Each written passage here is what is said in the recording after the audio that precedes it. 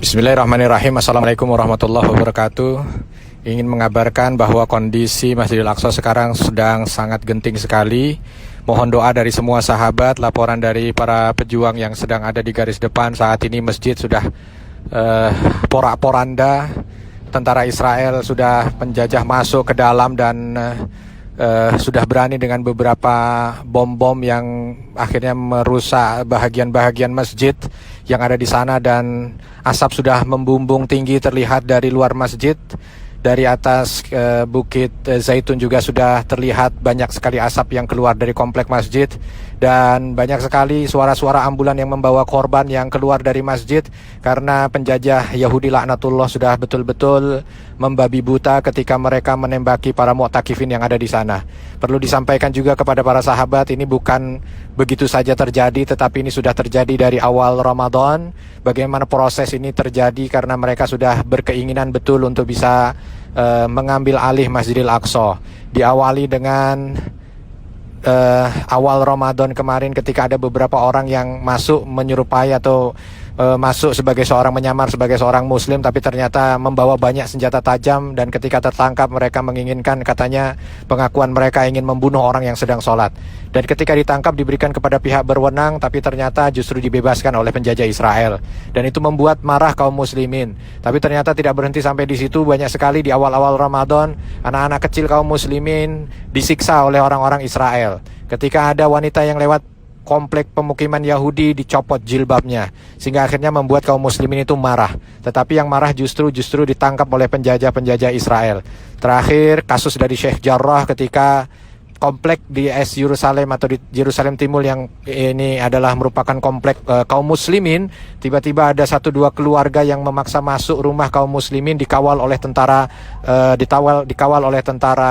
Israel ya, sehingga dibolehkan dan akhirnya mengambil alih rumah itu. Ketika satu rumah berhasil, beberapa rumah begitu. Beberapa keluarga diusir keluar, dan ketika keluar dijaga tidak boleh masuk ke dalam rumah.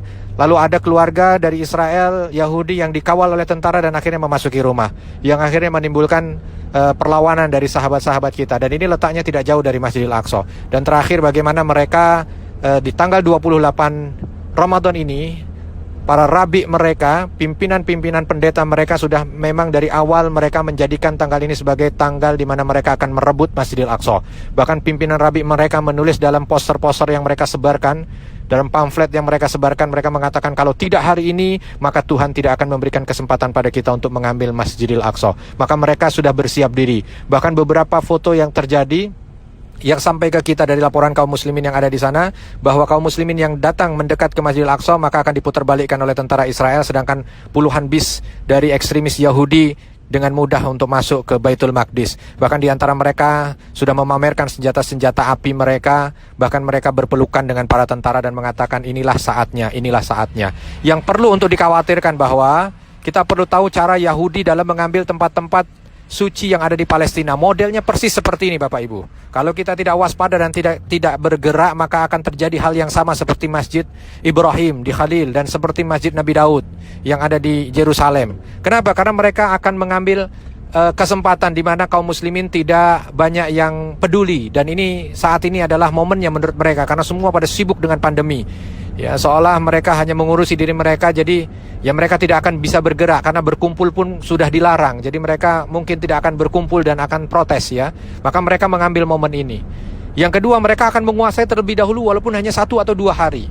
Nah, ketika 1-2 hari terkuasai dan mungkin kaum muslimin akan melawan, terjadi pertumpahan darah, mereka akan membawanya ke pengadilan. Tetapi kita tahu bahwa pengadilannya adalah penjajah. Maka apa yang terjadi di Masjid Hebron akan terjadi, bahwa keputusannya adalah dibagi 2 masjid itu supaya tidak terjadi pertumpahan darah, dan harus dipatuhi oleh semua pihak. Hati-hati kalau ini terjadi. Nauzubillah min dzalik, maka kita sudah kalah. Dan tidak lama dari itu mereka akan menguasai secara keseluruhan seperti Masjid Nabi Daud. Ini yang harus semua kita melek, bahwa ini bukan waktu yang ini sangat darurat dan sangat krusial sekali. Mudah-mudahan sahabat kita di sana diberikan kekuatan. Tetapi kondisi terakhir nampaknya agak sangat berat sekali. Minimal kalau mereka bisa masuk dan menguasai, ini akan sangat buruk bagi kita. Jangan sampai pekan depan setelah Syawal kita merayakan hari raya, ternyata ada pengumuman bahwa Masjidil Aqsa dibagi 2. Kalau itu, maka bersiaplah sahabat sekalian untuk bisa memberikan yang terbaik dari apa yang kita miliki di dunia ini untuk Masjidil Aqsa. Sekian, mudah-mudahan ini memberikan sedikit gambaran dan terus membuat sahabat-sahabat melakukan hal yang terbaik. Hal yang terbaik yang bisa kita lakukan adalah doa. Berikan doa kepada sahabat kita yang ada di sana. Sampaikan kepada keluarga-keluarga kita mengenai berita ini.